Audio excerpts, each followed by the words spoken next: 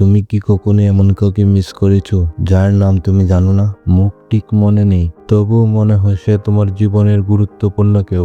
আজ আমি বলবো এমনই একটা সিনেমার কথা। সিনেমাটার নাম হচ্ছে ইয়োর নেম।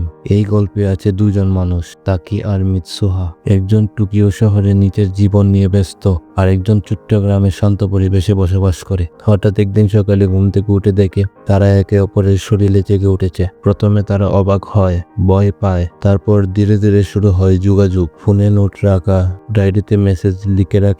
একটা অদ্ভুত বন্ধুত্ব গড়ে ওঠে দুজনের মধ্যে। কিন্তু গল্পটা এখানেই শেষ না। হঠাৎ একদিন সব বন্ধ হয়ে যায়, আর তাকে বুঝতে পারে এটা শুধু বডি সুইচ না, এটার পেছনে লুকিয়ে আছে সময়ের রহস্য। সে খুঁজতে বের হয় সেই মেয়েটাকে, যার সাথে কখনো সরাসরি দেখা হয়নি, তবু যার জন্য তার মন অস্থির। তখন তুমি নিজেও মনে মনে চাইবে ওরা যেন একবার দেখা করে। ভাগ্য, সময় আর ভালোবাসা সবসময় এক লাইনে চলে না। কখনো কখনো আমরা কাউকে ভুলে যাই, কিন্তু হৃদয় তাকে ভুলতে পারে না।